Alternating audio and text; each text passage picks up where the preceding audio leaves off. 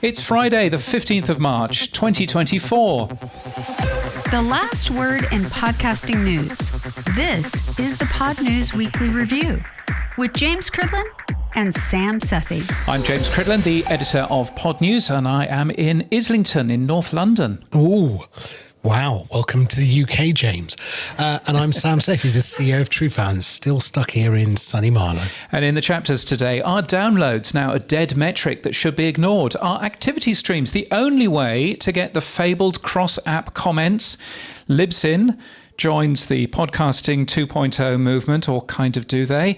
As predicted, Joe Rogan returns to YouTube, and the web turned 35 this week. Plus, I'm Evan Prodromou, co-author of ActivityPub and Activity Streams 2.0, and I'm here to talk about the future of the Fediverse. And I'm Gretchen Smith, and later I'll be talking about ARM Pro Audience. They will. This podcast is sponsored by Buzzsprout, podcast hosting made easy. With easy and powerful tools, free learning materials, remarkable customer support, and a new iOS app. From your daily newsletter, the Podnews Weekly Review. James, so let's kick off this show this week.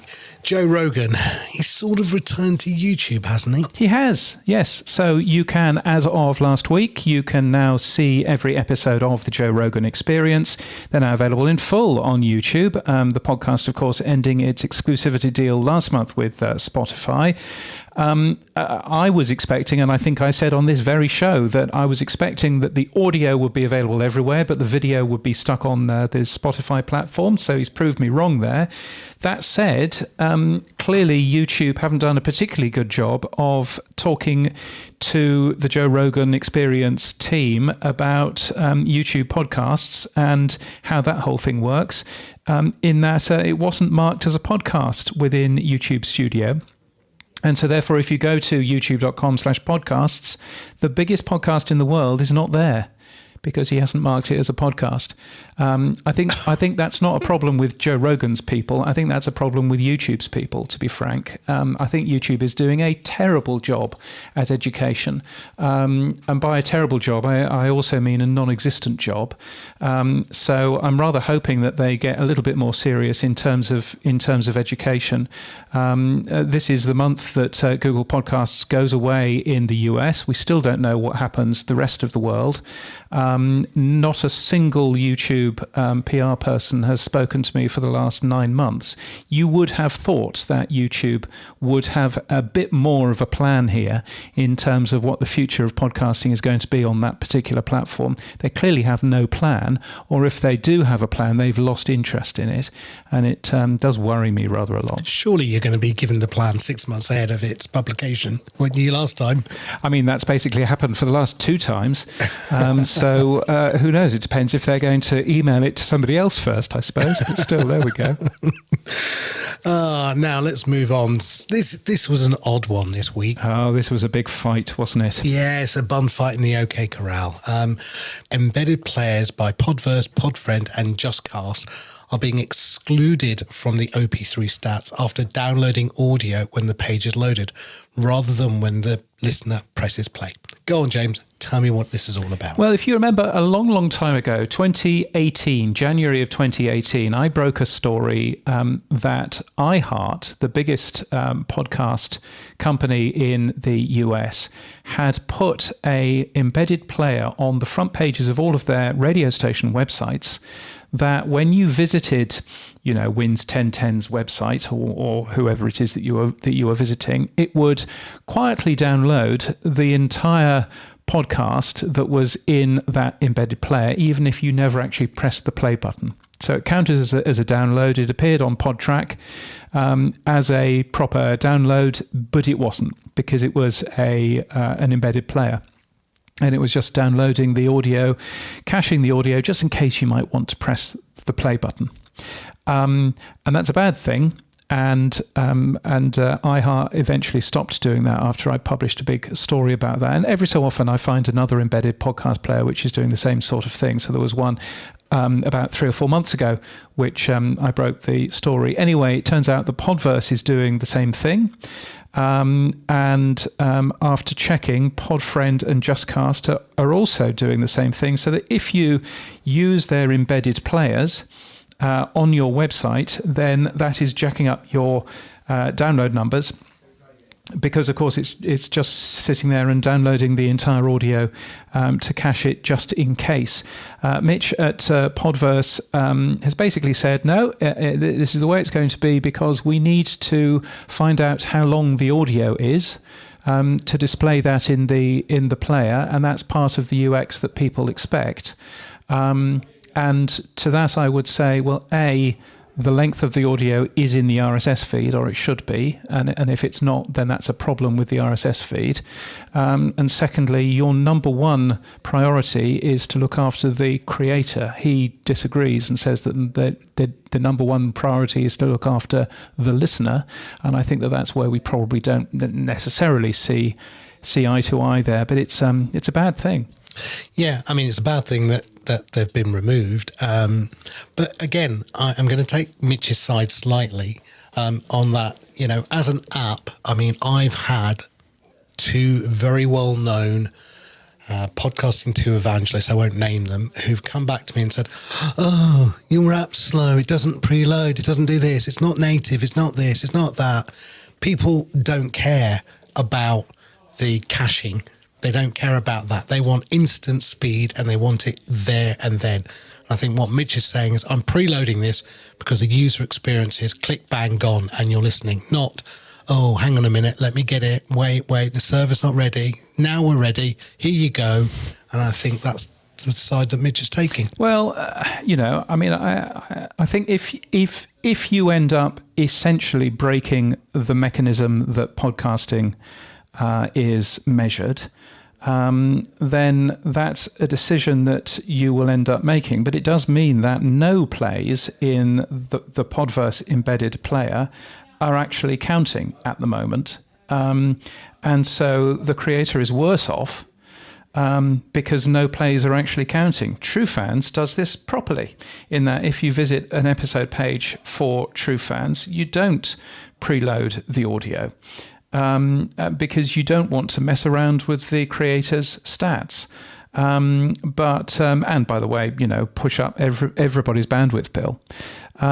So I'm kind of there going, I fully understand that there are some people out there who don't like downloads or don't care about downloads because they don't earn money out of advertising, or they don't go back to their sponsors and say, this is the number of downloads that we got last month. And that's absolutely fine. If you don't care about downloads, then that's fine. Just don't mess it up for everybody else that does. There are other embedded players. Buzzsprout, RSS.com have launched one. I'm sure Blueberry has one as well. How do they treat this? They all do it properly. They all don't download the audio before somebody presses the play button. And everybody's internet is fast enough to instantly make audio when you press the play button. This isn't a massive, great big video file. It's 128K, MP3 audio file, for heaven's sake. So it's not a difficult thing. But yeah, I mean, Apple's embedded player works properly. Spotify's embedded player works properly. Doesn't mess up anybody's stats.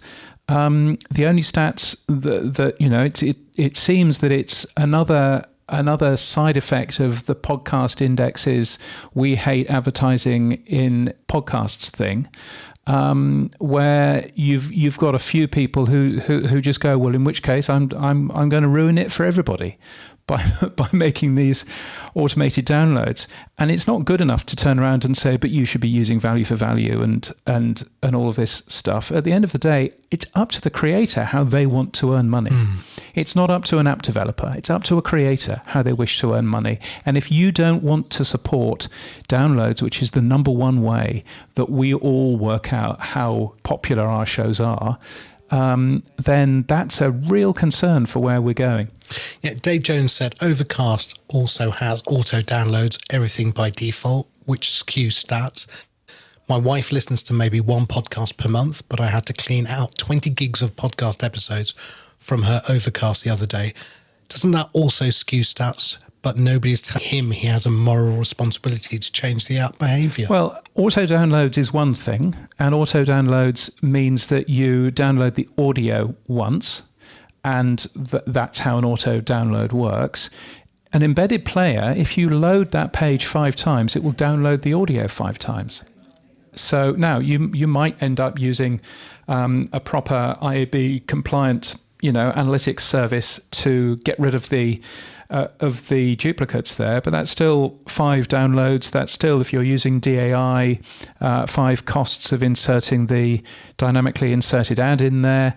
That's still an awful lot of wastage for the advertiser. And that's not the same with an automatic download. An automatic download is one. It's a different thing. And so again, I would rather that there's no auto downloads. If you remember when Google Podcasts launched, I was there being very positive about it, and very positive about the fact that it didn't do automatic downloads, because I think we're all in a place now where just pressing the button to stream is a fine thing, or to press the button to download a particular episode if you want to have a listen later. That's a fine thing. I think the fact that auto download still exists is a bit of a throwback to 2004 when this industry started. So I think it's a little bit of a different thing. But if you visit the front page of the BBC News website 20 times a day, that doesn't equate to 20 downloads of a podcast. Yeah, and again, just looking at some other people, Stephen Bell said, this is basically my position. As an app developer, I'm primarily building for the users and not creators. It's the users that pay my hosting fees, not the creators. So he's taken that side. He's gone for Mitch. And he also said that we're trying to build using broken tools. Downloads is a terrible metric to measure the popularity of a show. Well, it's really easy. It's really easy. If you believe that downloads is a terrible metric to measure the popularity of a show, and you're going to mess it up for all of the podcast industry by ignoring how downloads works, then we will just block your app 100% and it will not work. That's the really easy way of doing that. If you're not going to play ball, if you're not going to play by the unwritten agreement that we all have in terms of how podcast apps work, then it's really simple. We just block your app, and your app all of a sudden doesn't work. Agree or not agree about whether downloads is very good from your very tiny opinion, but if you have a look at the entire podcast industry, downloads is the thing that pays for this entire industry. Apart from the 1% of money that comes in through value for value, and I'm being incredibly over enthusiastic with that whole 1%. So it's based on downloads. If you want to ruin the entire industry, you go ahead and ruin the entire industry, but we, as the creators, can turn your app off tomorrow. I personally don't think it's a position of either or, actually. We're producing an offline capability using IndexedDB, so we will mirror what Overcast does, which is an automated download, synchronized back because that's ready for when you're offline.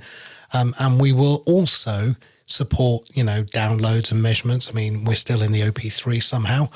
And again, the last part I'd say is we will add new tools, though, such as time listened, percent completed and value paid on top of downloads as a metric. And I think that's the way forward. Yeah. And that's brilliant for the 1% of the apps that end up doing that. I mean, we tried doing that with NPR's RAD all of that time ago, and people jumped up and down and said this is dreadful for user privacy. Well,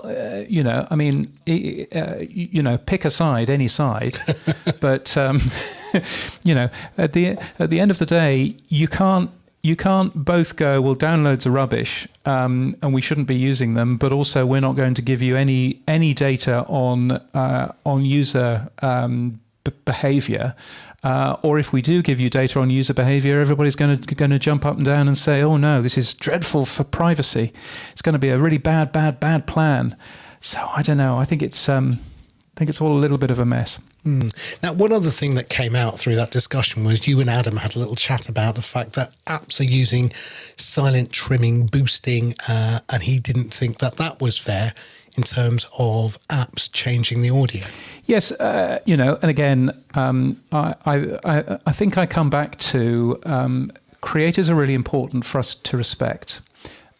If we break things for everybody by, we might as well cache the audio. Why aren't we caching the audio? And caching it, maybe treating it for, loudness or whatever. Why don't you just cache all of the audio for all of the podcasts that you have? Because that'll make for a much better user experience. None of us do that. And in the same way, trimming silence and speeding up, and Adam has a thing about sped up podcasts. It's absolutely fine as a creator to turn around and say, I really don't want you speeding up my show. But at the end of the day, the listener also, comes into this as well. But whatever the listener does for themselves is a very different case than an app developer making the choice for an entire creator or an entire industry that they don't like downloads anymore, and so they're going to do something else instead. Yeah, I looked at what that was being said as value for value. Me as a creator wants to put it out with 16 laughs, and I wanted it at a certain speed or cadence. And as the user, value for value, I can choose how I want to consume that content. I can speed it up, silence, trim it, whatever. So I think it's a mute argument.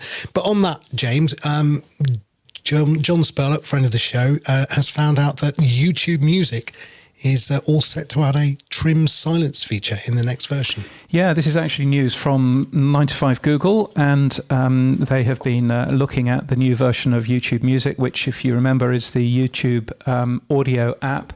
They're adding a trim silence feature. I would presume that will happen for both podcasts using RSS as well as YouTube shows as well. I know that they're building a trim silence. I think that they're also building a volume boost as well, so being on parity with the rest of the podcast apps out there. So, I'm looking forward to them actually promoting it. I don't see any promotion. I used YouTube Music a lot. I don't see any promotion of podcasts at all within the YouTube Music app. So, I'm sure that at some point that they will want to tell people that they've actually got podcasts now, but I'm not sure I see any of that going on.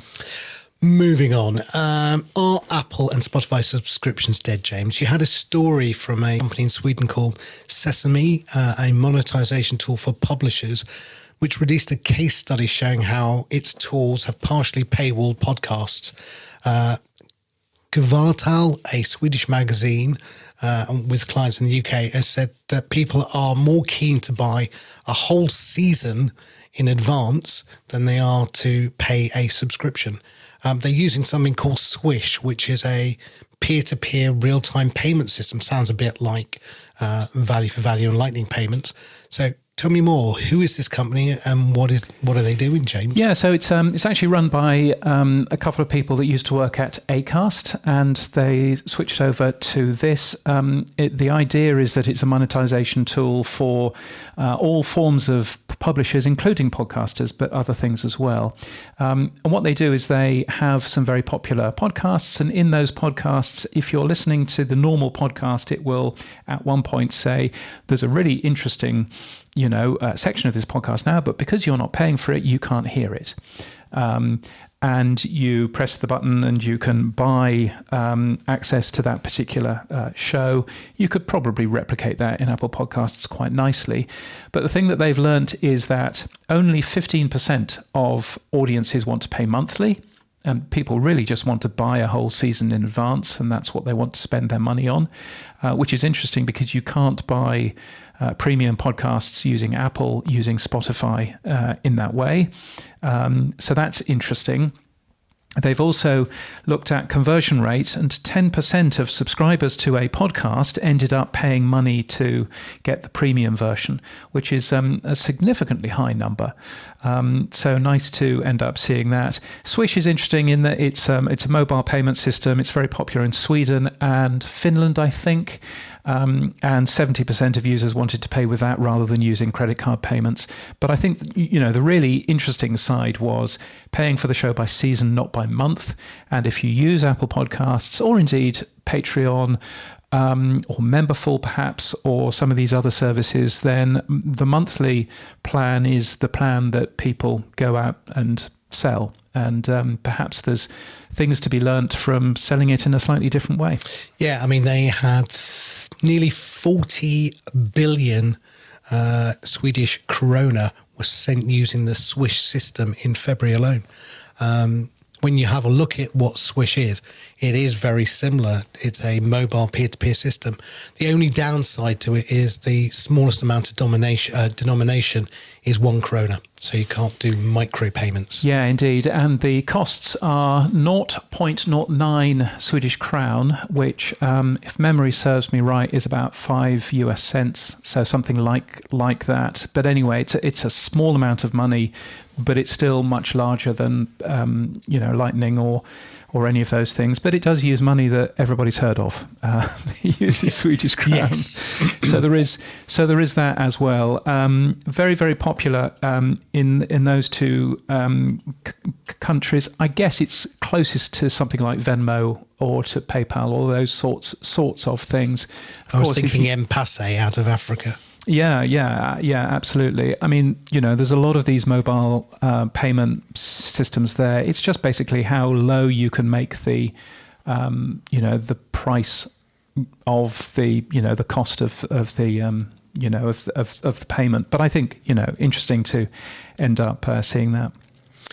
I just on a tangent, because it's another way of doing it. In TrueFans, we have a way called support, so you can stream per minute, or you can change that to support. So I do that for Podnews Daily, Podcasting 2.0 Index, Future Podcasting, and Value for Value. So I set my own per minute payment, but I click the button to say support, which means I pay you in advance every time a new episode is downloaded, even if I haven't listened to it.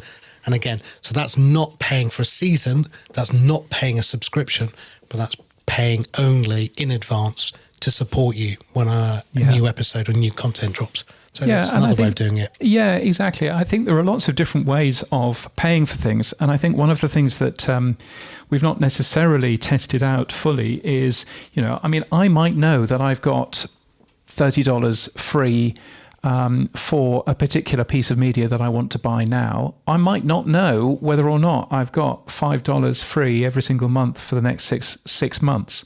That's a different conversation, isn't it? And I quite like the idea of being able just to pay up front for a thing, because I can pay up front for a thing.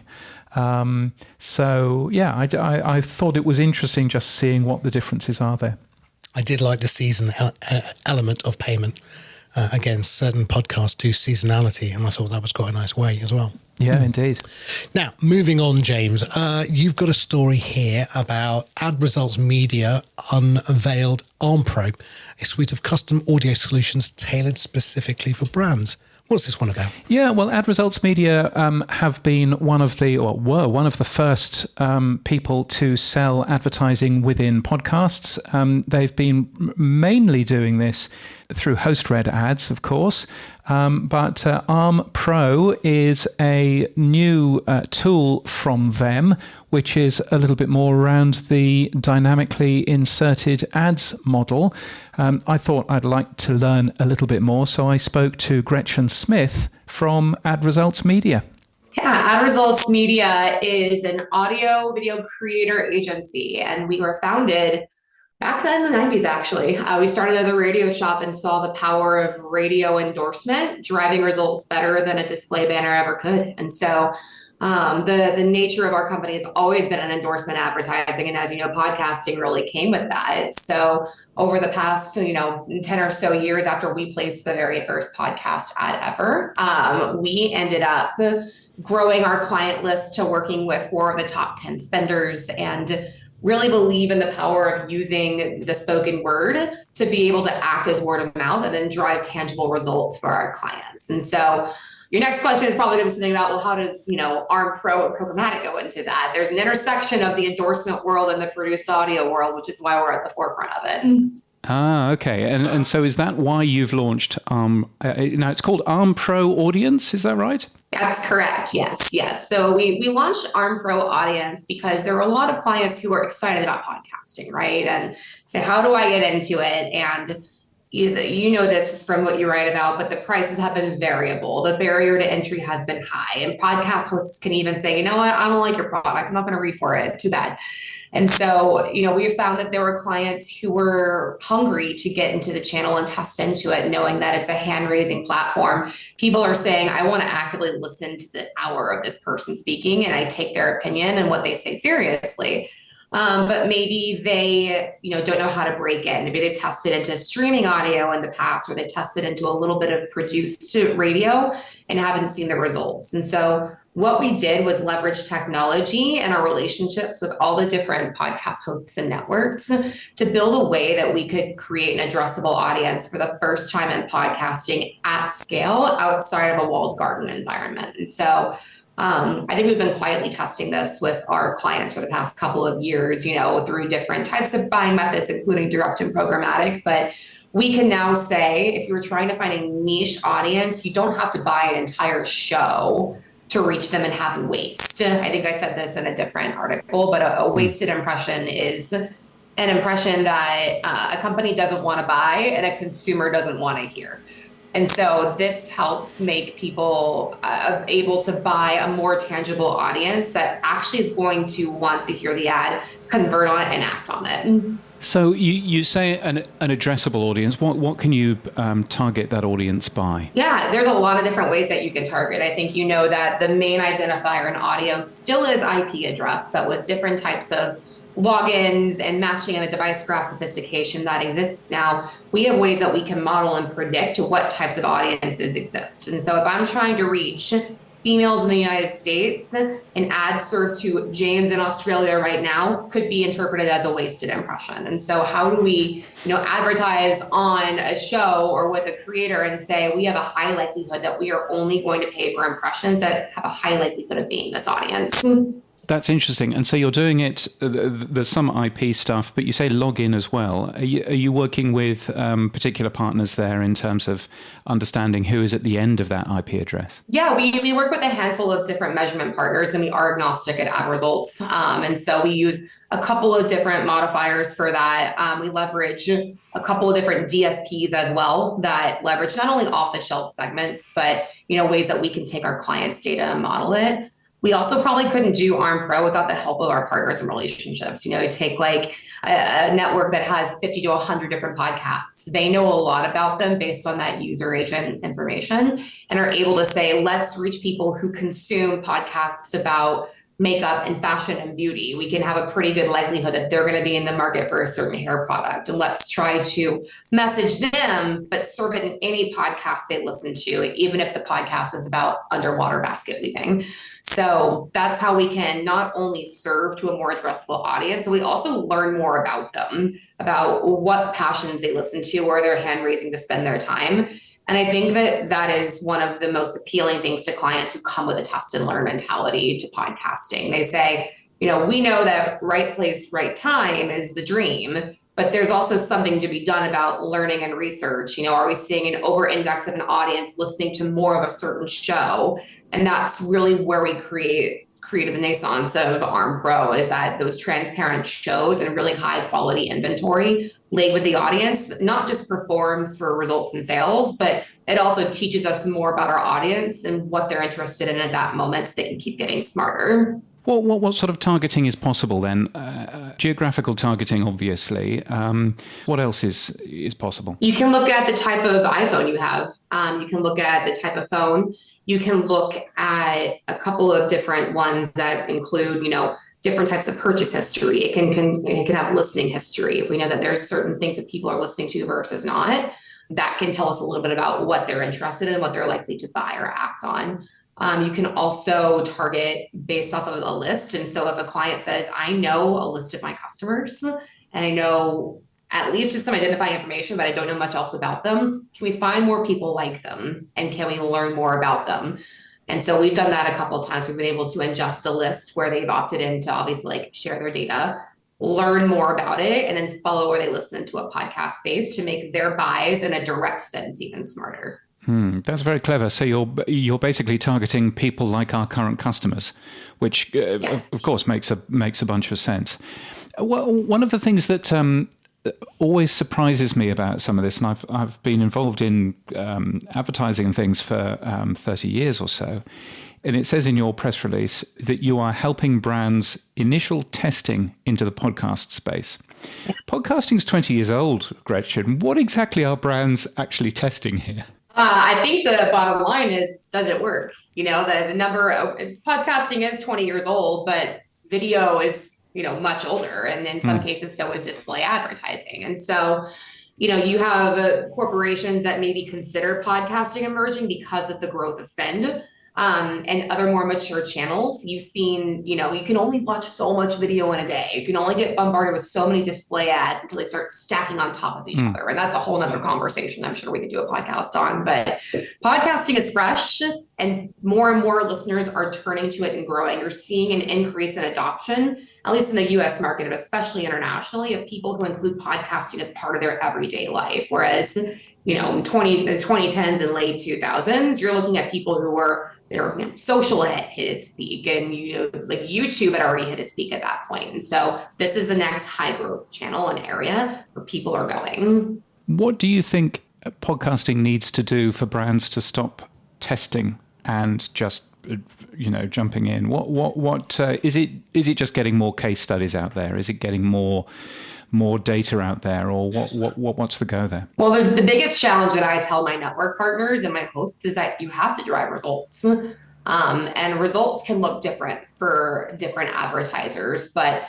if a brand, like a direct-to-consumer brand, is working with you and says, I need to sell 500 pairs of this shoe, and you don't sell 500 pairs of that shoe, the podcast didn't work. It failed the KPI. Now, we can argue back and forth, but more people heard about it and maybe they'll buy later on. But podcasting is a business tool. It's a revenue engine. And so I think honoring what the goal of the transaction looks like and being able to talk about how it impacts that audience is going to be able to do that. And we haven't been able to do that in the past because that audience transparency wasn't there. 5 years ago, you had to buy the whole podcast or nothing. And it was, if it worked, great, it worked. And if it didn't, it was like, well, could we try a different creative? And that was the early stages of that. You had to have a client who was willing to get a failure on the first one and start testing the stickiness through other things to change. But now we can change quickly. We can say, let's test a different audience, or, hey, this show didn't work, but the co-host has a different show happening next week. Like, let's test into that. And you can see a lot more nimble ability to test and learn quicker than historically. I used to work in radio advertising, and it always used to amaze me.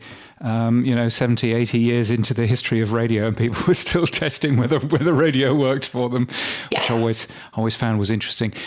Two big things from Apple Podcasts, which of course is a large part of our world. One of those being the big changes in iOS auto downloads. Have you seen any change to your numbers because of that? I think we've seen a change, but I think it's a good change. It's how many companies did it take for us to define what a download even is? I think that there's, the Podscape out there that it took how many companies to say this is what a download is. But I would say that even though you might be seeing a change in those numbers, you're getting more quality listeners versus, in digital display and video, they're still going off of an impression. And an impression can serve in the background. It can serve below the fold. And, it's just, it's a much cleaner number in podcasting, even if it's changing. Because the other thing about Apple, of course, is that they've just launched transcripts, which are very exciting. Are you planning to use transcripts in any way in terms of the ads buying and selling part of what you do? Well, yes, we are going to use the transcription technology to make our buys smarter. And we already are by saying what is being spoken about in this episode. We partner with a handful of different people to say, and I always give this example, the word shot can have a lot of different meanings. There is taking a shot at a basketball game, there is taking a shot of alcohol, and then there is a fatally shot bad news article. And, transcription alone might just look at the word shot and say, good, bad, yes, it's about alcohol, whatever it is. But the sophistication of technology behind it is what really makes it meaningful, especially with ARM Pro audience. And so I think that with Apple producing those transcripts, it's going to create a more centralized source of truth around what is said in the episode. And then it's only going to continue to feed more data that our partner companies can help use to build out audiences and just get smarter about what episode content is and looks like. Right. So you understand the context as well as what was actually said, which is important too. Yes. Yeah. And of course, people joking, which of course is one of those things. Where do we learn more about ARM Pro audience? A lot of great press coverage and really thank our partners for talking about it. But the best way that you can learn about ARM Pro audience is on our blog and with our upcoming case studies from clients that have activated on it. We've had a handful of clients who have used ARM Pro and seen those results, whether it's driving online sales, whether it's shifting consideration in key page views. So we're definitely not stopping talking about it now that it's launched. We want to keep challenging clients to have that test and learn mentality and say, why wouldn't you really put audiences at the forefront? We don't want to abandon endorsement, right? Our hosts are our partners and, they are the bread and butter of why we're successful as a company. And why podcasting is a successful channel. And so we want to be able to show with those hosts that we're finding new, interesting ways to monetize them as well, but giving a benefit to clients by saying you're going to be able to test and learn and get quicker results on this so you can keep that magical relationship going. Gretchen, thank you so much for your time. I appreciate it. Yeah, of course. Thank you, James. From your daily newsletter, the Pod News Weekly Review. Quickly whiz around the world.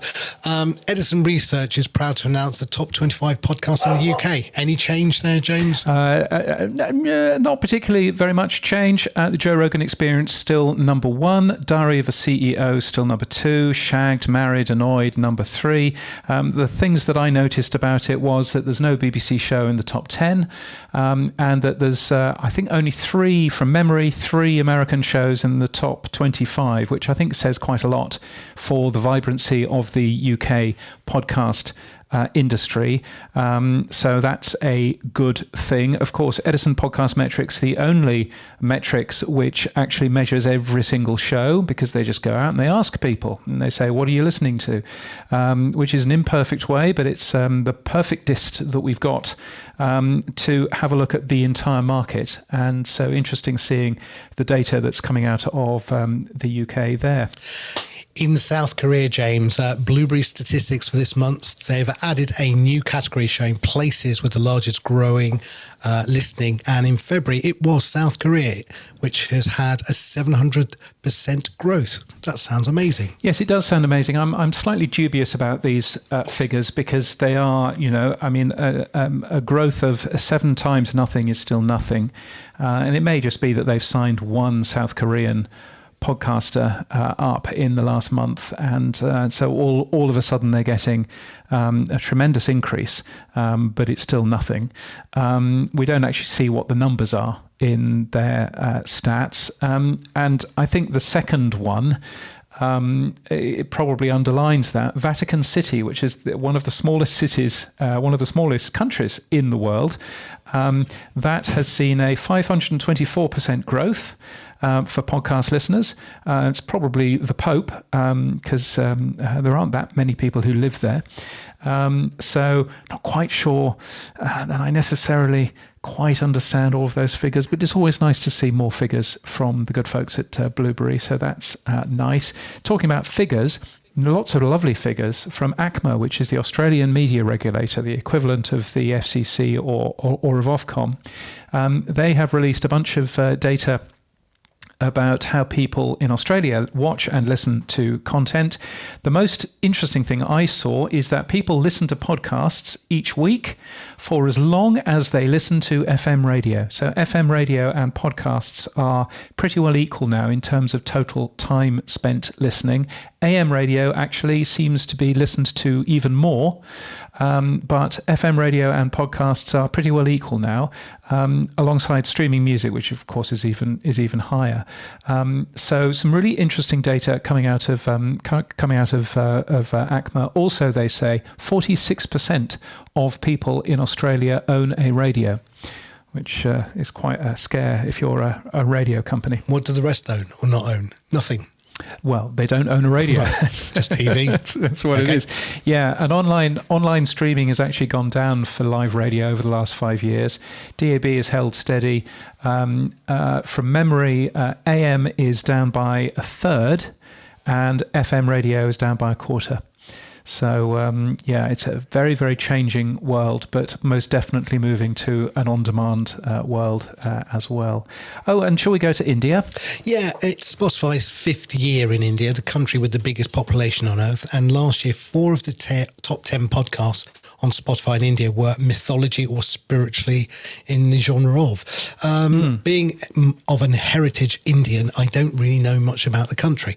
So I thought I'd reach out to Gautam Rajanand. He's the CEO of Hubhopper, and he's coming on the show next week to tell us about what's going on with the Indian population's podcasting habits. That's great. And I believe also next week we have Mike Cadin of Red Circle. He's got things are happening. They are. For Red Circle. Don't mention anything yet. Things are happening. So we'll find out a little bit more from him. Todd Cochran is also very excited at Blueberry because things are happening for Blueberry as well. We'll hopefully have news about that on Tuesday, I would have thought, next week. About something that he is very excited about. The new media show this week was hilarious. It was the first 10 minutes was Todd asking Rob what he thought of this new thing that he couldn't mention, which is all the way, but still. So that should be worthwhile looking forward to. Some jobs.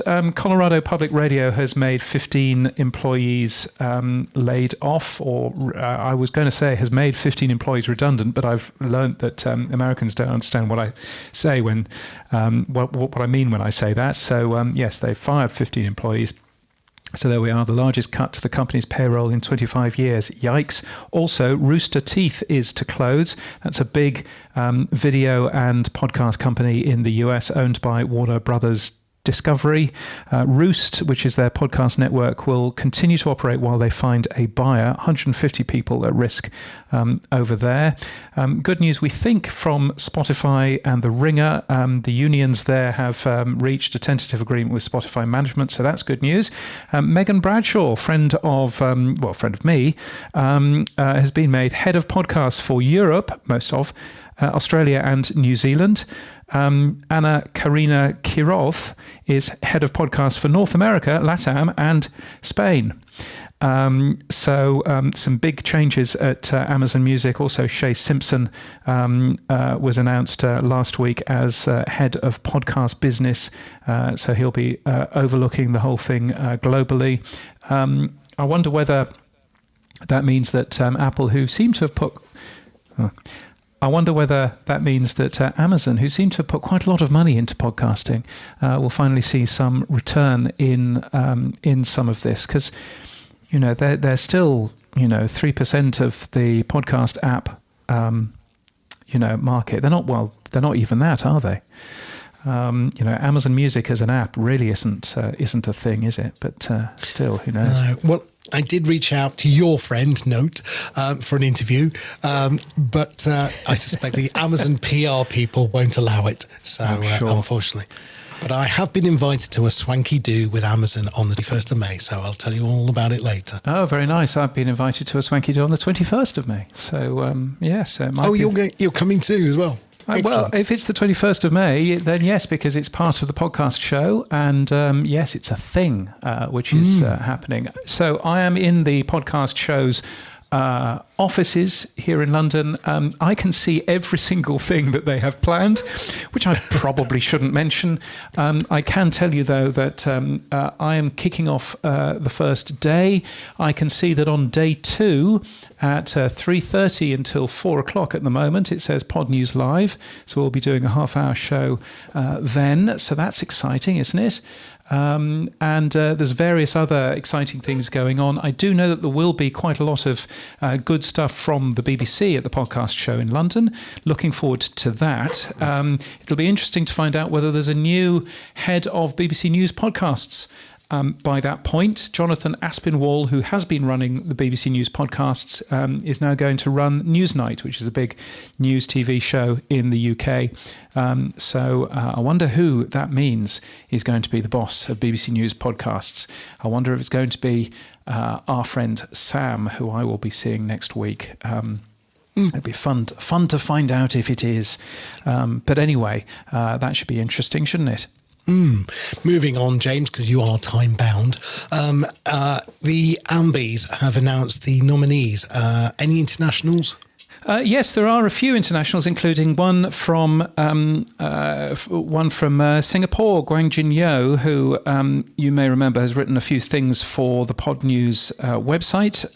His true crime show for One Up Media has been nominated, so we will find out who the winner is at Evolutions in just a week's time. Of course, the iHeart Podcast Awards took place last weekend in Austin, in Texas. You'll find a big list of the winners and the video of the event in there. It seems to have been done on a catwalk for some reason. I'm not quite sure why that might be.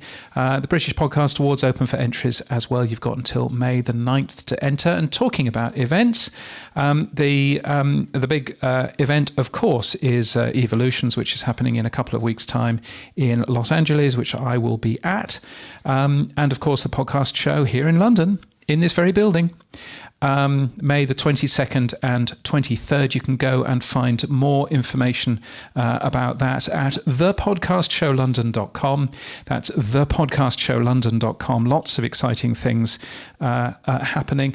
And I have to tell you, lots and lots and lots of things happening at the podcast show this year, which is not UK. So there's a lot of people coming in from overseas. I can see companies from Canada, from the US, from Singapore, from other parts of the world as well. So it really is turning into a really big event. So I'm very much looking forward to it. Well, I will be with you in LA, James, and surprise, surprise, so will Alban Brook. He's coming. Oh, he's coming now, is he? Yes. Excellent. Well, that's very good news. Anyway, there are more events, both paid for and free at Podnews, podnews.net/events. The tech stuff on the Podnews Weekly Review. Right, we've got a little bit of time because I do need to rush off to an aeroplane relatively shortly for some. Yeah, we'll rush through this. For this tech talk. This is where Sam talks technology. We do this every single Monday in the Podnews newsletter. What's in the tech stuff this week? Well, surprisingly, Spotify is adding music videos to mobile and desktop apps in some markets. Not in the US, but it's certainly going to be in Brazil, Colombia, Germany, UK, and various others. I think it's a new UI. It's called video switching. There'll be a little button in the Spotify app where you can switch from audio to video and video to audio very simply. What an amazing idea. There you go. The idea that YouTube Music has had for the last 2 years. Oh, Brilliant. Well, there you go. Look, I'm looking forward to that. Spotify Audiobooks has added a thing called countdown pages, which are very exciting. It's a way of you basically going, a new book's coming out in 2 weeks. Remind me when that new book is out so that I can buy it. And I was thinking, well, wouldn't it be nice if we had that sort of thing for new podcasts? And then I thought, we've already got that. It's called a podcast trailer, and that's how that works. You press the follow button. Why was I even thinking that? Yes. So that makes no sense whatsoever. Wondercraft is doing some interesting things with transcriptions and human quality assurance. They've actually added humans into the AI transcriptions, which is interesting. I'm looking forward to another quick play with Wondercraft prior to something I'm doing in Oslo tomorrow, assuming that I get there. Sorry, we will get you there. No. But the reason why I'm not trying to, I really like the guys over there. We obviously had them on a couple of weeks ago. But Descript has just closed down their white glove service, which was fundamentally the same thing. 5 years ago, Andrew Mason, the CEO of Descript, said, today we're releasing a big update with our white glove transcription service with improved turnaround time, accuracy, and user experience. They've now closed that down. I wonder whether that will be the same. Adding humans to the process seems to, well, I don't know how you're going to scale that. And when you look at what Apple is doing with Hua, maybe that's a better way of doing it. Well, maybe that might be a good plan. Podhome has added Zapier integration, which is a clever plan for them. You can do some very clever things with Zapier. Podcast Page has jumped on the AI-powered bandwagon, does the same thing as Buzzsprout's co-host does, our excellent sponsor, so thank you to Buzzsprout for that. Castos is now has got a integration with Riverside, which is nice, copying Spotify, one would argue. Fun things happening with Helipad. If you get your boosts through that, you'll be able to connect Helipad up to webhooks, so you can do some all kinds of clever things with that, which we'll probably revisit in a different edition. And Fountain is currently doing weird things with Nostr-based live chat for one particular podcast, which I should learn more about. But the main exciting news, I think, is Libsyn, which is finally supporting a Podcasting 2.0 feature, although hilariously, they don't mention Podcasting 2.0 at all in the podcast, in the blog post that is promoting it. They say it's a new feature from Apple Podcasts called Transcripts. Oh, good. Thanks. So they're not going to do 2.0, they're just going to take the Apple transcript. Well, no, they are supporting the podcast transcript tag, and all of that is working absolutely fine. But the blog post, if you go and read that literally says that it's a new Apple thing that Apple have invented, and aren't Apple clever, and blah, blah, blah, blah, blah. And I think Podcasting 2.0 gets one mention as Podcast 2.0, which is not its name, and that is in a bullet point right at the bottom of the blog post. It's almost as if there's a big fan at Libsyn for Apple and thinks that everything that Apple does is brilliant and everything that anybody else does is rubbish. It's almost as if that's basically how that company works. Weird. Really, really weird. Well, I did say that I look forward to Apple's next Podcasting 2.0 tag. It's great to be able to foresee Libsyn's future strategy. Now, ActivityPub. Yes, there's a new book out from a guy called Evan Prodromou. Evan is the co-author of the W3C web standards for activity streams and ActivityPub, and he's been promoting that across Mastodon. The first couple of chapters are available.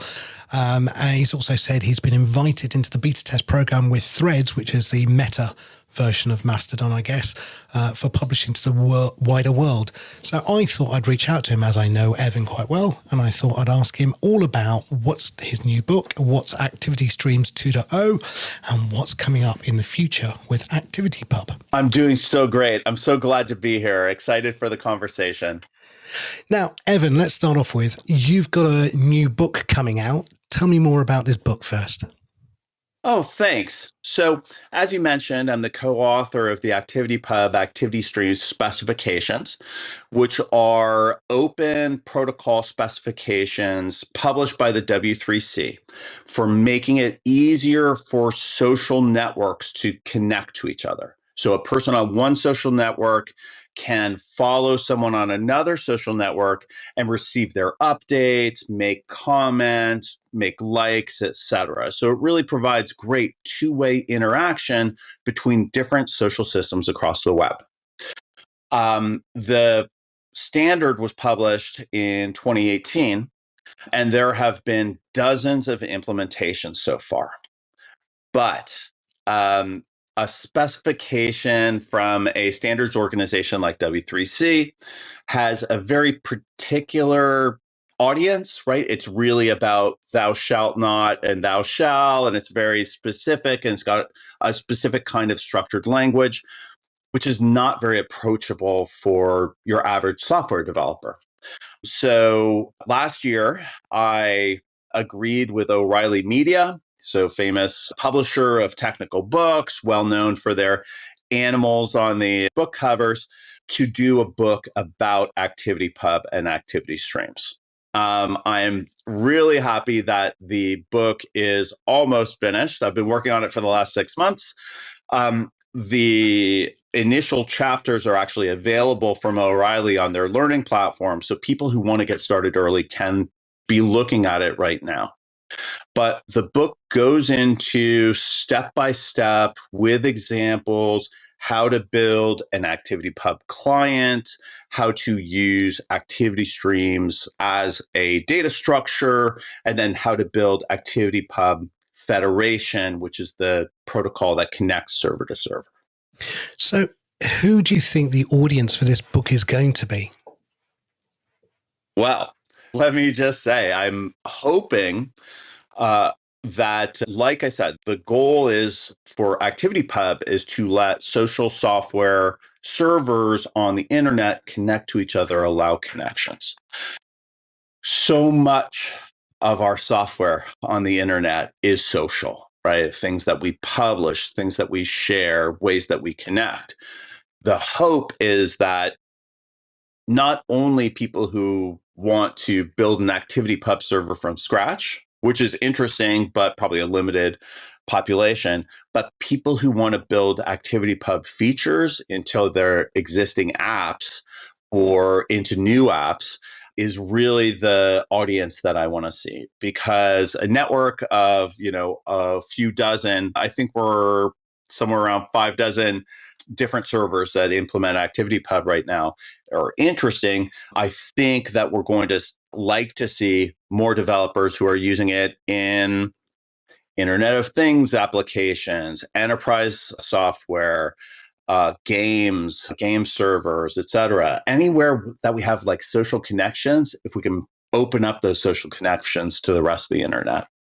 Now, this has been termed the Fediverse as a collective noun. Now, before 2020, let's say, Mastodon and all other clients did exist. There was a uptake in it, but I would say there wasn't a mass uptake. Elon Musk is the catalyst with his overtake of Twitter that led to everybody looking elsewhere. With that, we've seen accelerated development of, people understanding how to use the ActivityPub protocol and to use clients. But what have you seen as, feedback from people now coming into it? Has it been why didn't we do this before? Or, that's a bit hard, or I'm not quite sure what you're doing. Where are we in the cycle, do you think? Yeah, I mean, there is a sense in technology that we all know that having a single point of failure, a centralized system that's making decisions for us is probably not optimal for the full ecosystem. So in the case of, say, Twitter, it was a single organization that got to decide who could post, who couldn't, what the rules were for using the API, how many times per second you can use it, what you're allowed to use it for. Because they were usually, on the side of the angels, the industry kind of said, okay, well, this isn't perfect, but we're going to live with having a single big server run this. And I think that having Elon Musk come in, start making some pretty drastic changes pretty early on, really woke up the tech industry to the fact that, we can't depend on this anymore, and we need to start having different kinds of solutions. So I think there has been a sense that replacing big social platforms with open protocols is a great opportunity for everyone else in the ecosystem. I think what's been really exciting is that, I've been in this area for quite a while, and it's amazing seeing so much of the great work on like Mastodon, Pleroma, Bookworm, PixelFed. There are some wonderful apps out there that were built specifically for ActivityPub. What I think is really interesting today is that we're seeing platforms that were not built for ActivityPub saying like, we want to benefit from being connected to the Fediverse, and they're reaching out to do it. So Flipboard is a great example. Built for connecting into Facebook, Twitter, or other networks. I used to work with Mike McHugh at Netscape. So yeah, great guy. So there we go. Mike's wonderful, full in both feet for the Fediverse, right? Absolutely. They're bringing all of their publications to the Fediverse and great news content, etc. Really amazing opportunity. Automatic has the makers of WordPress have brought ActivityPub to WordPress, so WordPress blogs can publish out into the Fediverse. Probably the biggest news for the Fediverse over the last year has been absolutely surprising, which is that Meta, the company that makes Facebook and Instagram, launched a microblogging platform called Threads, and they announced on day one they would be connecting to the Fediverse. That has happened a little slower than we all expected, but it's absolutely happening. So I was lucky enough to be part of an alpha testing program just last week. You're now able to follow me on Threads from elsewhere in the Fediverse. Super exciting that's happening. I actually even think Twitter could come and play in the Fediverse. The structure of an account is very simple: @name, @server, right? So yeah. @samsethi @twitter.com could be my federated address on Twitter. Yep.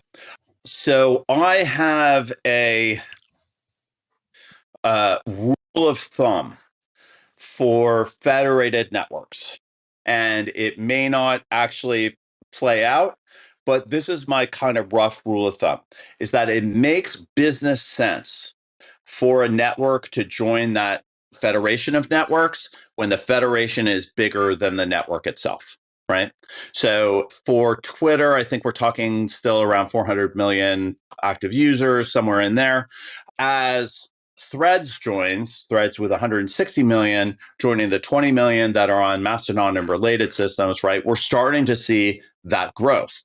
There are other services like Automatic's Tumblr, for example, that have pre-announced that they're going to be coming to the Fediverse. Tumblr has 100 million users. As this kind of compilation happens, you start to think, if you're, a product manager at Twitter or a CAO at Twitter, you start thinking like, hey, maybe it's to our benefit to connect with the rest of this world. And so I think there's kind of a roll-up effect that happens. Growth begets growth. Where's Jack Dorsey in all this? I mean, he walked off, having sold Twitter, started Blue Sky, came up with something called the protocol, which I'm not quite sure where it is and what it does. Is he someone who might revert back to looking at the ActivityPub standard instead? So I don't know Jack Dorsey personally, so this is entirely speculation. Let me say that Jack Dorsey's on his second distributed protocol. I'm not sure how many more he has in him. However, possibility. Let me talk about Blue Sky for a second. Blue Sky, it was a project that started at Twitter with the intention of building a decentralized social protocol. So very much along the same lines of what we do with ActivityPub. ActivityPub was standardized at the W3C. It has a intellectual property requirements that are very generous. It's patent-free, it's royalty-free. You can just use it. You don't need permission, just yours. That's the way standards organizations work. Blue Sky was looking for something different. They wanted to run basically a back-end service for these big social networks to allow that cross-network possibility. So they wanted the protocol to be their main product. And that was Jack's idea. That was what Jack was working on there. I think that after he left Twitter, I should probably finish with the fact that Twitter would be the first customer of this Blue Sky product and would be kind of showing how it could work. After he left Twitter, after Blue Sky didn't get the Twitter relationship, after all, it's been kind of an open question, what's going to happen with Blue Sky? I think about that time, Jack also got involved in Nostr. Nostr is a more grassroots project that's based in the blockchain community. It is probably a little more Wild West than ActivityPub. So it wasn't developed at a standards organization. It's really been developed more like an open source project. So lots of interested people who come make contributions, and it's kind of agglomerative that way. So those are kind of the three models we have right now. ActivityPub is the consensus model that has lots of implementations. Blue Sky was set up kind of it is a venture funded startup. And then Nostr is really on that open source contribution model. Jack currently likes Nostr. I know he's working hard on it. I'd love to see some contribution to the Fediverse from folks like Jack. It's not my money to spend, but if he's interested, give me a call because I'd be happy to talk through it with him. Wouldn't we all? Now, you mentioned Noster, the elephant in the room, taking this back to the podcasting community. So yeah. Podcasting 2.0, Adam Curry, Dave Jones have really, with a bunch of other people, some really smart people, have got together and extended RSS with a new namespace. And within that, they've created 30 new features. So the person tag, the transcript tag, and all of the other things. One of the things that Adam did very well in the early days was look at a new monetization model. He termed it value for value, the idea of the creator sets their value, but the listener or consumer can counter that value, a bit like a digital bartering system. Yeah. And they can say, no, Evan, I'm not paying you 100 sats per minute. I'll pay you 10 sats per minute. Or no, Evan, you're crazy. I should be paying you 1,000 sats per minute.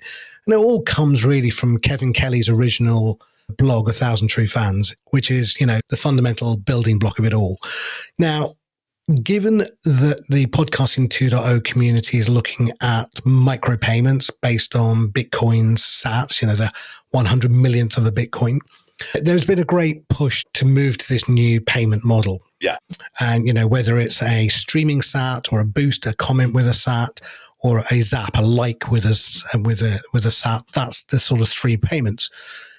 Now, up until now, Nostr has sort of been hands off. It's been over there, and Podcasting 2.0 has been over here, and never the twain shall meet. And it's always been one of those weird things for me because both communities have adopted micropayments. Both communities have very similar goals around micropayments for sentiment analysis or feedback to creators.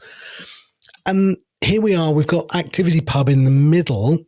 Now, I showed you the ActivityPub bridge that Dave Jones built, which is wonderful. And the ability to take... Amazing. Yeah, and it's really clever what Dave's done. And it's, taking the ActivityPub bridge so I can follow any podcast through my activity stream in effect. And that's great. Where, I guess, my question is, does ActivityPub sit within adding or enabling micropayments within clients? So at the moment in Mastodon, I can favorite something, I can heart something, but I can't really give Evan a micropayment for something he's written or done. But I can if I choose a Nostr client. How are we going to bridge that gap? Super great question. So I want to unroll really quickly because I want to talk a little bit about podcasting in the ActivityPub world, which I think is fascinating. I'm a podcast addict. I love it. I love listening. It's, I'm listening like 2 or 3 hours a day, whether I'm exercising or doing chores or doing other things. It's just something I'm constantly bringing in. And the infrastructure is somewhat separate from our other social systems, right? Like we're using different platforms for generating it. It is largely one way, the feedback. So we provide feedback maybe through some sort of email or calls or some other way, but it's really not very interactive as a process. There are like live platforms that have done a pretty good job, like Twitch or et cetera. I think that it's interesting to think about like how do we integrate podcasts more into our social system. So podcasting 2.0, super exciting. I really like the idea of having live updates, sharing, things going out to the community that are coming from the community, all really fascinating. There is a benefit to the creator in having that feedback mechanism happening, which is like you have more engaged audience, they're going to be like more interactive. You also can use it for analytics. You can show it to advertisers and say, look, we got 30,000 likes last month, but you mention it, and I think it's really interesting, is like, how do we integrate payments and direct payments, micropayments mechanism in there? Because it's awfully nice to like send someone a heart or give them a thumbs up or a smiley face, but it's nicer to give them a little money, a few sats here and there, right? So the answer right now is that we don't have a direct mechanism within ActivityPub to do it. ActivityPub is not blockchain based. It's based on web APIs, HTTP based. That said, there are opportunities for doing this, right? The first is that we've had some Nostr gateway work that passes zaps through the gateway to ActivityPub users to set up a wallet location to receive the zaps, right? So that's a way for someone on Nostr to send someone in the ActivityPub world a zap. Awesome. What we can do, and this is something that folks are interested in, is use that same mechanisms that's accepting zaps and accept transfers of Bitcoin or other through that same mechanism, right? Now, on the client side, it's going to require connecting your wallet with your ActivityPub client, but should be relatively easy to do, right? It doesn't necessarily have to be any kind of special magic to happen there, right? And then when you want to generate a payment, hit the button, maybe you have it running as you go, and it just goes right in there. So I think it's a great mechanism. It is, I think, in its infancy at best in ActivityPub. Yeah, okay. So getolb.com use a thing called the Nostr Wallet Connect. And I would love to see a ActivityPub Connect, I suppose, as an alternative. Yeah. That would be great as a step forward. Yeah. Now, with my other hat on, I'm also the CEO of True Fans, which is a podcasting app, which we built using activity streams from day one. So amazing. We have 30 verbs in our system. So everything from follow, play, become a fan, zap, boost, whatever. And that activity stream is your personal activity stream. I think of it as a user-generated RSS feed, for one of better thinking. And the next iteration is we are going to publish those activities to the ActivityPub clients. So with the user's permission, they will be able to say, I want to publish that I've just played this podcast, or I've just followed this person, or whatever. Right.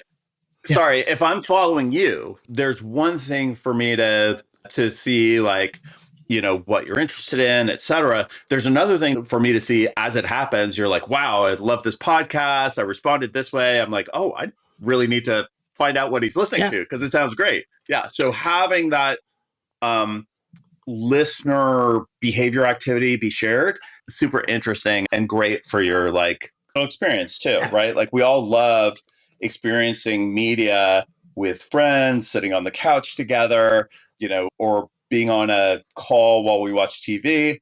It's great to have that same sort of social experience happening through the platform. Exactly. So that is what we're working on right now, and that will be available very shortly.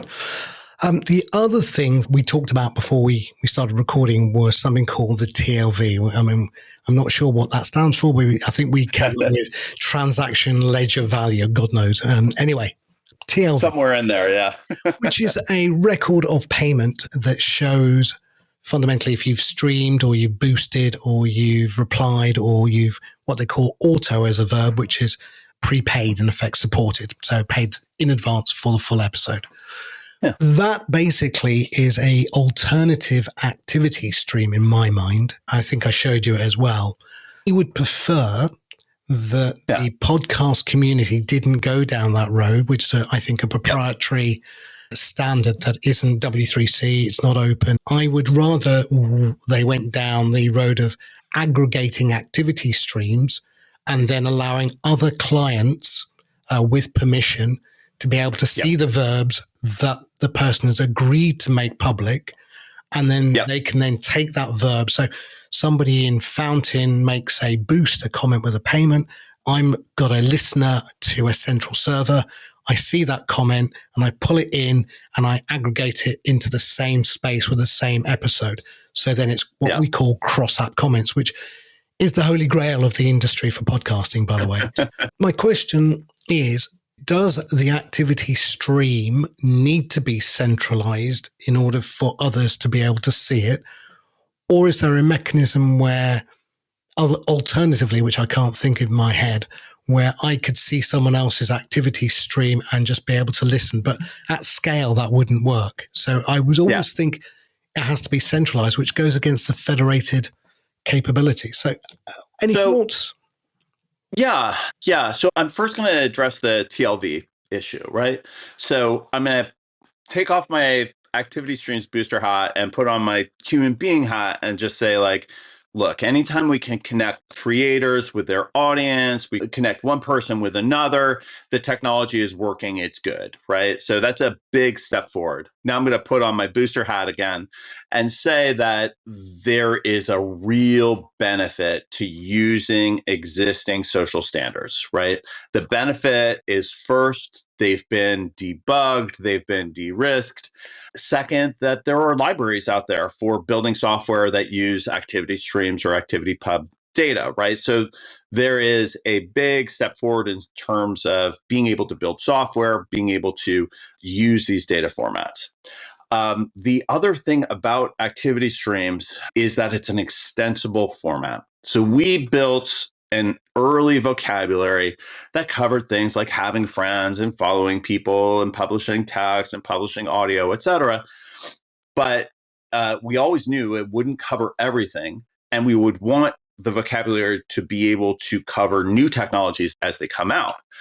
And so if there are parts of activity streams that don't quite match with the needs of an organization today, it is much better to build an extension on top of activity streams to allow that kind of data to be added in rather than starting over from scratch. The other great thing that you got when you use a standard like activity streams is that you're kind of future proofing things in, right? Like you get to benefit from the existing vocabulary as your application area expands. So, great that things are happening.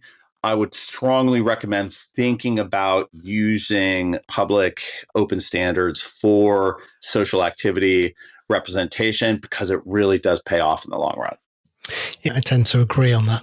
Now, putting your Mystic Meg hat on now, looking forward a few years, where do you think we'll see ActivityPub and activity streams going? What's your crystal ball view?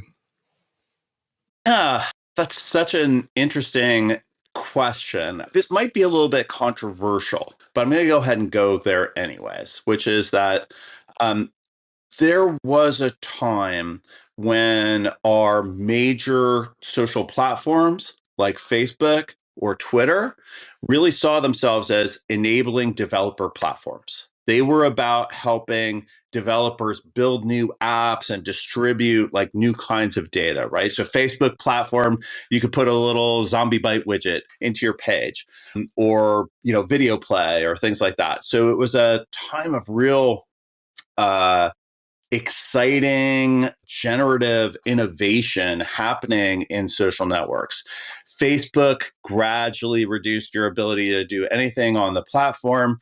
Twitter famously clawed back a lot of different kinds of applications. You can't do a desktop client, you can't do advertising or any kind of monetization on the platform, right? So, and they became kind of boring. And I really think with protocols, not platforms, we have an opportunity to kind of reignite that time of innovation. And client developers are able to build all kinds of cool things on top of that substrate of ActivityPub and make all kinds of great stuff. And I think that is one, that kind of permissionless building. There's no Facebook developer organization that's telling you no. It's like, go out and build the things that you can do. So things that I think are really interesting in there, one is social games, right? So using our game experiences and connecting through game experiences. Second is virtual worlds. It's something that I know has been through a hype and is probably on its back end now, but I think that being able to, on an open platform, talk about digital objects, digitally unique objects, creating, arranging them in virtual worlds, really interesting and really exciting. I think that there are actually, like, once you have this publish subscribe concept, like an entity A is generating activities and lots of other entities can receive it. It becomes possibly a great implementation for things like Internet of Things, right? So if I have a thermostat or a refrigerator that is emitting activities in this standard format, I can receive them on my phone or have a computer that responds, et cetera. So I think that's another really cool one. Enterprise applications, around manufacturing, around delivery and shipping, being able to send those updates remotely is also really cool there too. So that publish subscribe mechanism that's built into ActivityPub really is super exciting to me. Of course, is really interesting because we do have this broadcast mechanism built in, and making it more interactive, which has always been the promise since the beginning of the internet, really coming home with social platforms that we build on top of ActivityPub. So that's my crystal ball. Is my crystal ball like ActivityPub does everything? That's probably a little bit ambitious, but I really think that as that growth happens with new networks joining, new applications joining, we all get the network effect benefit of having lots of stuff on the Fediverse, having lots of people on the Fediverse, lots of platforms and software on the Fediverse.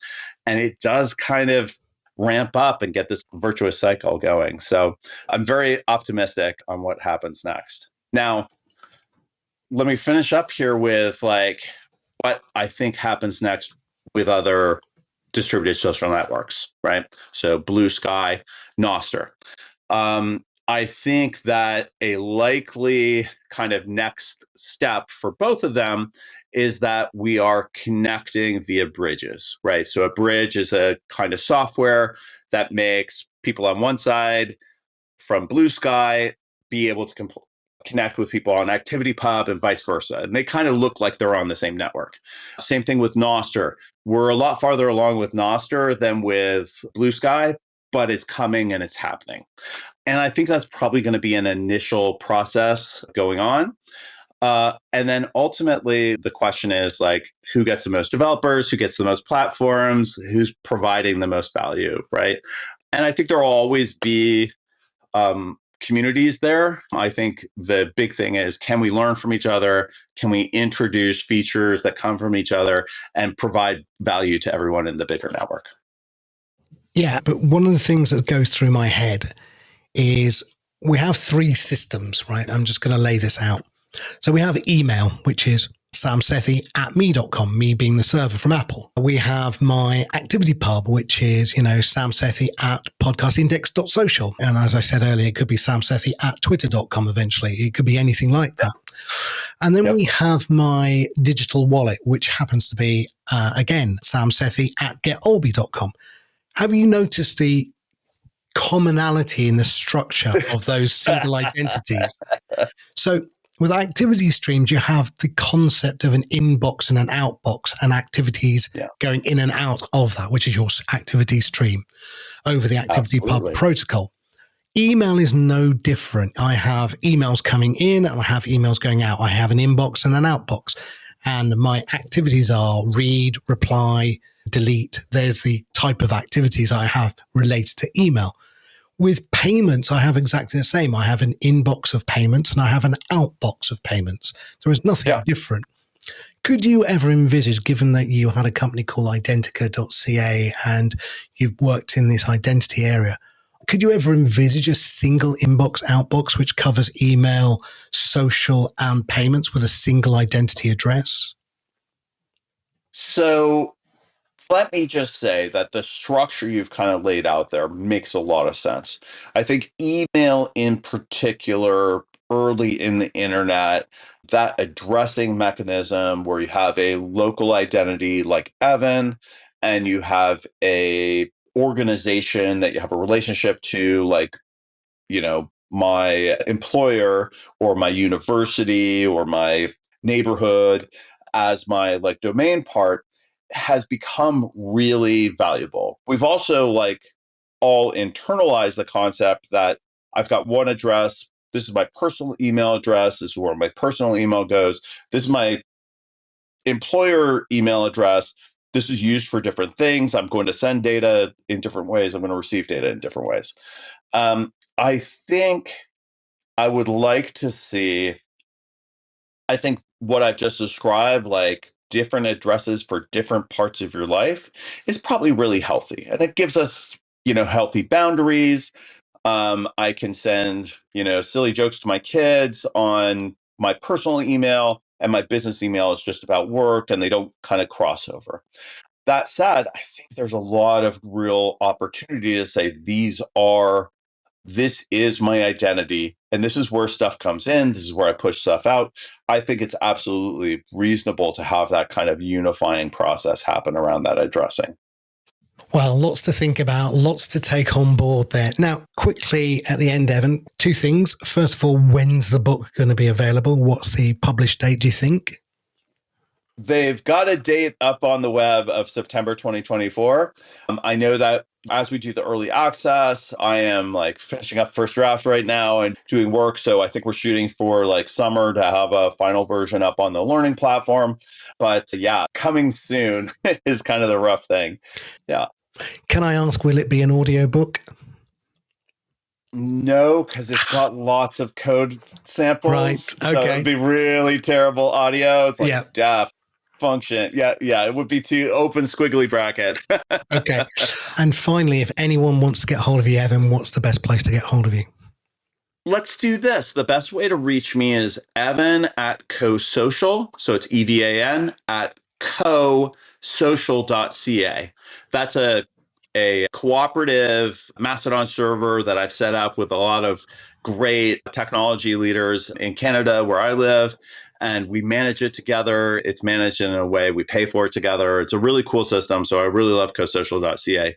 Can I flog my new podcast? Of course you can. It's about podcasting, this podcast. So why not? Of course. So, talking about podcasts on the Fediverse, we just set up a podcasting server using Castapod. Are you familiar with that one? Yeah. Great so guys. Benjamin Bellamy. Fantastic. So we're using it. My feed is Evan Out Loud. So EVANOUTLOUD, all one word, at podcasts.cosocial.ca. And it's a personal journaling podcast. So I'm talking about the work that I do in ActivityPub, work in technology areas.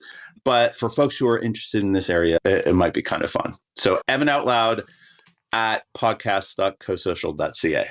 Of course, I just have to look for the RSS feed and I can get it from there, can't I? There, you can, actually. Yep, absolutely. Evan, thank you so much for your time. Congratulations with starting this book. Hope you get to the end of it without losing all your hair and that wonderful moustache. I look forward to reading it when it comes out. Thank you so much. Thank you so much for having me on. This has been great. From your daily newsletter, the Podnews Weekly Review. I'm very keen to learn more about ActivityPub and how Podnews can use ActivityPub. So looks like a good book, which you can read a little bit of on Evan's website. So that's very excellent. Normally, this is the time where we talk about boostergrams, but I can't see my boosts at the moment because I am the other side of the world. So instead, I'm just going to ask you, what's happened for you this week, Sam? Well, very quickly, James, obviously I said to you, we hit a lovely milestone, 15 million sats paid over the platform, $10,000. So I'm very pleased. I think it's a good start. And we also launched our new podcasting host recommendation engine. So when you come into True Fans, you get your RSS feed. We tell you what tags you've got. And then if you change any of those tags using your admin dashboard, we will then tell you which hosts support all of the tags you've now selected. And then you can export your new RSS to that host. Well, that's all very cool. Excellent. I look forward to having a play with that and fiddling around. My week is mostly spent on planes. I'm off to Oslo in Norway in a few hours, and then Munich in Germany, and then London again, which is where I will speak to you next week from. But that's it for this week. Thank you to Evan. Thank you to Gretchen as well. And yes, if you want to, you can listen to very much more of this every day, the Podnews Daily, which is a quick 5-minute show. And you should be subscribing to the Podnews newsletter, of course, podnews.net. You can give feedback to James and I by sending us a Boostergram. If your podcast app doesn't support Boost, then grab a new one from podcasting2.org/apps. Our music is from Studio Dragonfly. Our voiceover is Sheila D. We're hosted and sponsored by Buzzsprout. Podcast hosting made easy. Get updated every day. Subscribe to our newsletter at podnews.net. Tell your friends and grow the show. And support us. The Podnews Weekly Review will return next week. Keep listening.